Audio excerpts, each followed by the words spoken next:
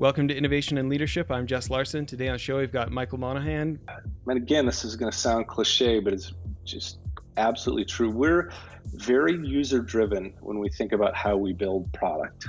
So we listen to our current and prospective users very deliberately. And so for us to invest in an area, we'll really, we want to have a belief that we think it's an interesting product.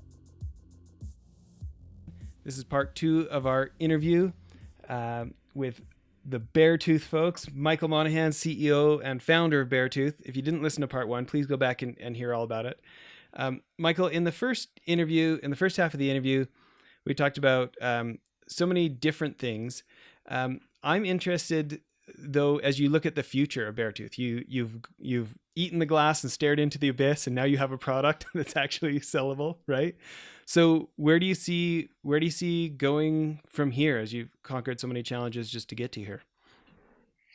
Yeah, so I think we've got a lot of runway. I mean, people, the one statistic I always love to remind people is that even though 99% of the population is covered, 30% of the United States landmass and 50% of the global landmass still is not covered with some type of wireless connectivity. So we have a long ways to go covering that. We've got some neat stuff on the horizon as far as building what we call not only mobile, but portable and even disposable, because they're so low cost. So we allow an area to build a mobile, portable, disposable network. So we'll be doing more of that. You'll see some new products from us in that area. The other thing that we've done is really built Beartooth as a networking standard. And so you'll see other products beginning to incorporate our networking layer. I think it has been publicly announced. I was at the announcement, but Sonam, the ruggedized cell phone manufacturer, is now embedding the Beartooth networking layer into their ruggedized, both their XP8 smartphone and their XP5 feature phone. So those smartphones will now connect off the grid using our networking layer and be interoperable with any other Beartooth-enabled device. And we've got a couple other partnerships in the hopper that are not announced yet, but you'll see multiple consumer electronics devices that are now using Beartooth as a connection layer. And the reason that connection layer needs to exist is, Bluetooth and Wi-Fi just, can't provide the distance that some of these off-network devices need. And it's really a big vacuum that we've filled. Yeah. So I guess if anybody didn't catch part 1 of the interview, we should cover, Beartooth. Give us a 30-second of what Beartooth is for anybody who didn't catch the first half of the interview. Yes, so Beartooth allows your smartphone to talk, text, and send positional location even in areas without cell service or Wi-Fi. So we're creating our own network layer using 900 megahertz lower radio. Okay, so thanks for covering that. So thinking about, you guys have already come up with something, pretty awesome that you've had, very well responded, both, the outdoor folks, law enforcement, military. When it comes to inventing the future and dealing with the risk of the unknown of all the different things that could happen, or somebody who gets there first, or all these different things, what's kind of some of your guiding principles as you think about where to invest your time and your dollars at the organization? Like, how do you decide, okay, it's this network? And by the way, I'm assuming that's for, like, if you had a race out in the middle of nowhere, you guys could put up that network and that helps people communicate. Is that an application for it, or what's an application? That's exactly it. Those are the exact problems we're solving for folks right now. So how do you, what's your personal barometer for a go, no go decision? Like, this is the next thing we should build. Yeah, so and again, this is going to sound cliche, but it's just absolutely true. We're very user-driven when we think about how we build product.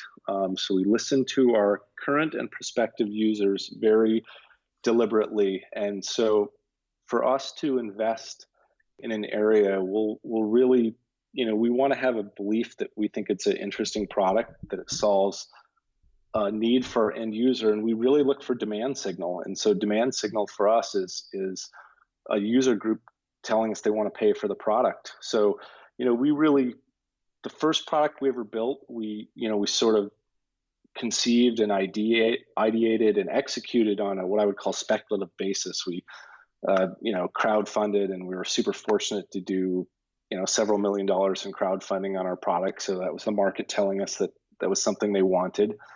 But generally now, when we invest dollars and time, which are basically the same thing in a startup, we're seeing a pretty strong demand signal, which is either a customer telling us they're going to buy something, or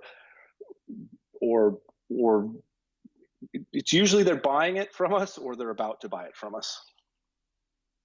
Yeah. It sounds so simple, but how often have all of us talked ourselves into a great idea rather than like really, really validated that, right? Yeah, I mean, it's again, the term that gets overused is product market fit, but you can, one of the guys I worked with that helped us a lot is one of our investors, and I think in the first program you kind of asked who do you really listen to, and we never really got to that. But one of the best product guys that I've ever met is Nick Evans from Tile, and obviously Tile was a resounding success, and Nick's just incredible about thinking about how to build a great product. And so I think you get excited the first time you're going to build something. You just go guns blazing, you start building it, and that causes you to have a lot of problems downstream. And if you slow down and really carefully plan at the beginning, is this a good product? Why is it a good product? Why do people need it? If you slow down on the front end, you can save yourself a lot of pain on the back end. And I think most everyone has to learn that the hard way. It's interesting you bring up that principle. In our corporate leadership training, which is kind of the other half of Mylan, it's kind of one of our main principles. One of the guys on our team, 25-year FBI hostage negotiator, he had us rename our process. Is just a 3-step process that we're teaching, and he made us rename the middle step to slow down because he felt like that was like such a key to his successes in hostage negotiating. But you don't hear that a lot of places. I'd love to hear more about your thoughts on the value of slowing down, because it sounds like the opposite of efficiency, Yeah, it's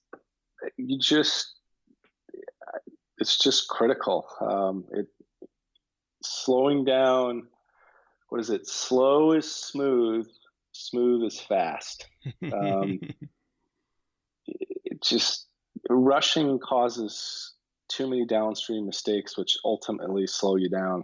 I guess it's the carpenter's measure twice, cut once. I wish I could give you a better explanation of why it's so critical, but it's something that after you touch the hot stove a few times, you realize maybe you don't want to do that anymore.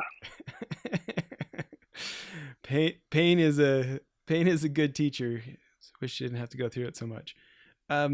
So, changing direction just slightly here. When you think about creating the right product, slowing down, doing the right thing, specifically in the outdoor and the action sports arena, it's such a cool place to be doing business. There's so many of my buddies that we still want to own a snowboard company, or we still want to own a whatever it was that we had our bedroom walls completely wallpapered with as 14-year-olds, which makes me think that, there can be, you look at like the entertainment industry where people lose sight of economics just because they want to be in entertainment so bad, right? Everybody's working as a waitress, trying to get a job in entertainment. When you think about marketing to specifically action sports and the outdoor world, what's some of the lessons, or what's some of the stoves you touched, or what's some of the advice you'd have for somebody else who wants to be in outdoor action sports? I think it's such a broad category. It's probably going to be hard to comment, because or even let's say backcountry. Let's pull it down to backcountry. Backcountry enthusiasts, you would think this is going to work, but that's not how it actually works in the real world. Well, and also you got to. It's so different between soft goods and electronics and meals. I mean, it's such a, I think it's a good question, but it's a hard one to answer. I'm trying to think if there's any lessons we learned. I mean, my joke would be, it's if you want to stop doing things, if you want to stop doing outdoor activities, start an outdoor company because you'll be too busy doing those. So Okay. I think that would be one serious lesson is that Yeah. you may spend a lot of time actually building your product and executing your product versus getting out. But yeah, it's fun. We have we're really fortunate, in a couple of our expert testers are a lot of fun. Scott Schmitz helped us out on the skiing side, so you get to go bounce around and try and keep up with Scott, which is absolutely impossible. Conrad Anchors helped us a little bit on the climbing side, so get out and try and do a little ice climbing with Conrad, and so that is fun to do that kind of stuff. But I think that people need to be prepared that most of your time is actually that's my warning, is that most of your time is focused on building the product. I think that we were fortunate to not really make any massive marketing errors. We didn't overpay a celebrity. Maybe we were too cautious and haven't engaged with down that channel as much as we could have. I got some really great free advice from Jeb Corliss, his manager. He was super cool about walking me through how and where to use action sports guys and how to use them. And so I think we probably got really fortunate in that we got a lot of really good advice between Jeb's team, Scott's team, and Conrad. Yeah. Well, thinking about that marketing angle for somebody like yourself, can you tell us what you feel like the advantages were starting with Kickstarter versus just, trying to launch at a trade show, or what you think like the other options are for people who maybe they haven't raised money yet, but they're trying to get enough attention and market validation to be worth raising the money? Yeah, that's a great question. Thanks for drilling down. So we did do a crowdfunding campaign. Ours was white label. All that means is, rather than doing it on, say, Kickstarter, Indiegogo, you host it on your own website. And I think the real advantage of that is market awareness. So we designed a couple really good Facebook ads. We got help. We were fortunate. There's a very good photographer from New York City named Greg Delves, who did this as a passion project. And if your listeners kind of look up Greg's probably the number one fashion photographer in the world, and he shot for all the major CE companies, and we're buddies because we both like to surf. And so he made these beautiful images for us that were so captivating that they actually had really good conversion on Facebook. And so we spent a lot of paid advertising to generate demand.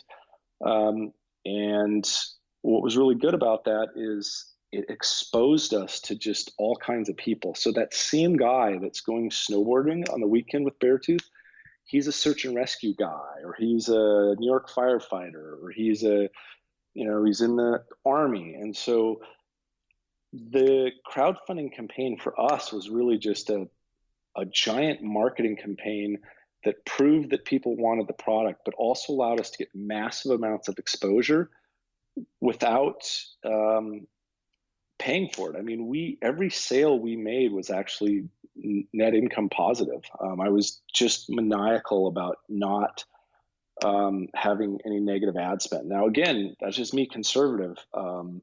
You were talking about my background. I came from a private equity background. I'm a cash on cash guy. I want to know, what am I going to get for every dollar I put in? I'm sort of the antithesis to the VC crowd. Maybe I should turn it up a little bit, but we've really, that's the other thing I would say we've done with our innovation and our entrepreneurship that's a little bit different is we've from day one focused on profitability rather than pure growth, which is, as you're going to stumble into other, high innovation companies, maybe on the part of the curve we're on, are 100% focused on revenue growth, where we're pretty focused on generating cash to reinvest into our business. Well, it does have the huge advantage of you will for sure be here next year. Yeah, we like that. I'm kind of amused. I won't name the company because they're all nice people, but a potential vendor we were going to use in San Francisco, we would go to their offices for lunch, and I'm not making this up. There would literally be lobsters and shrimp and prime rib falling off their lunch table. I mean, it was just, I can't make this stuff up. They were backed by a very famous VC firm, and I remember sitting down with their head of credit, and some 22-year-old guy. It was his first job, and you reviewed sort of my history in finance, and we're talking about credit risk, and it was clear this guy knew nothing about credit risk and counterparty risk. And fast forward 18 months, they were out of business, but he was really leaning on us about being a bad counterparty. And I was like, I think you got this wrong, pal. So it's an interesting world out there. Yeah, no kidding. So yes, to your point, focusing on being around is very good. They can't put you out of business if you're making money. Okay, let's take a quick break from our sponsor here, and we'll be right back. Okay, so Michael, before the sponsor break, we were talking about the crazy idea of having a business that's profitable. For me, we were talking before the show. My last business, we had I did a retail fund, so we had almost 1,200 investors in that. And this time, I wanted to see if we could do it with no investors, no partners, and just bootstrap it. At which point profitability becomes very important, right? Yeah, absolutely. In your mind, you obviously have the position that you have of not throwing logic out the window in the name of growth, which I get the point of, hey, if you can't get market share and you're too busy beating the incumbent because you didn't grow fast enough. It's not like I don't acknowledge the other sides of the argument, but I feel like there aren't enough people arguing for, hey, how about being profitable along the way as well? Knowing that you're on this side of the camp with me, what would be your additional additional reinforcement for the, let's make profits now, not just later? I think it's, I think you really hit it. If you're around, it allows you to be around next year. It allows you to control your own destiny. And I think it's reality. I think that there's this, the instant success is really not true. It's, instant success takes 5 to 10 years. And so it's a more realistic business model to find.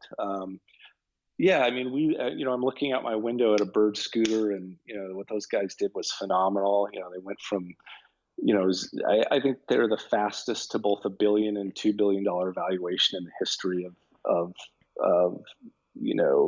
innovation. But people need to realize there's one a year, those a year, or one a decade, and so your odds of building a meaningful business that's actually a business generating cash is it's more likely. Not to say that can't be done. Those guys did a phenomenal job, but I think it's more likely that you're going to build a business like you and I are talking about, which is building profit over time. Listen, I get that you can't do it everywhere. I still think I'm going to go back to finance and maybe start a real estate fund. That's not a cash business. You know what I mean? Like, that's a get investors, take debt kind of industry, right? But correct. In the ones that's not absolutely required, I do think that it's the upfront pain of bootstrapping, or the upfront uncertainty of bootstrapping is my guess at what scares people away, where it feels safer to take investor dollars. And maybe it's just the people don't know the experience of like all that extra pressure when real life happens and there's the bumps in the road, but there's all those extra expectations on top of you. What do you think scares people away from bootstrapping? I'm not sure. I mean, I would really recommend it. I think that there's certainly times to apply capital. I mean, there's a reason that our system works so well, is that, you put capital in the right situation for growth is great. But I think that if you apply capital at the wrong time, it creates mistakes and it compounds those mistakes. And so I think that you you sometimes learn by having no capital. I mean, the part of the story that I haven't talked about to you is that at one point in our life, we were going to run out of money in 6 weeks, right? And so, we had to really change what we were doing. And we learned a lot through that process. And we learn a lot by being super, we're very frugal around here. We get a lot done with very little.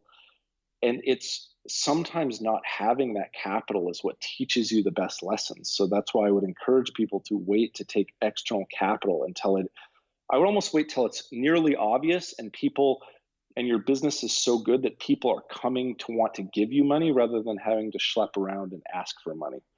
Um, Mm-hmm. people are going to listen to that and say, oh, I really, I pretty strongly believe that. No, listen, we sponsored the show for a long, long time, and we were a client of theirs as well. It was this startup company called Bookly. That it was a guy who ran skateboard shops. Decided he hated running skateboard. He hated doing the finances so much he almost didn't want to run his skateboard shops anymore. So he built a back end system that made it easy for regular people to get their bookkeeping done, right? Yep. And he built it so big that venture capitalists found him, and then this summer KPMG just bought them out. You know, Yeah. and it's really a position where he got to be in the driver's seat. You know. Yeah. Most of the things that are critical on the front end to building a business don't take any money. And that is thinking about what the product is, designing it really well. Pre-sales.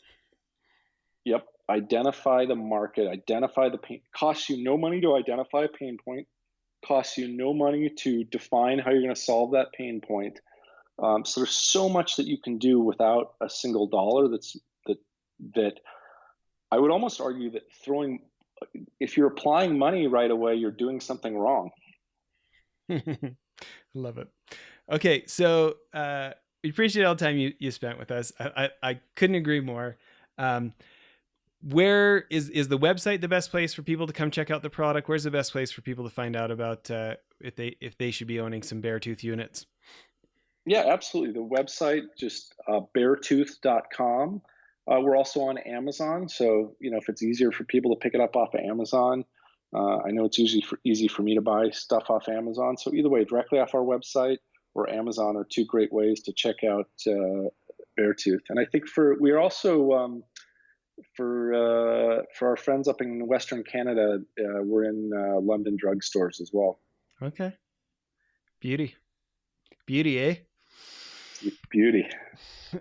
Okay. Thanks again for doing this. Great. Thank you. Okay. Bye, everybody.